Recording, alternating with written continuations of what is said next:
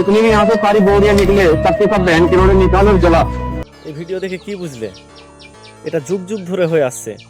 তুমি লড়বে, তুমি মরবে, লাভ হবে কাদের? নেতা মাতাদের। তাহলে আমি আমার নিজের জীবনের বাজি রেখে আমি কেন অন্যের জন্য লড়াই করব?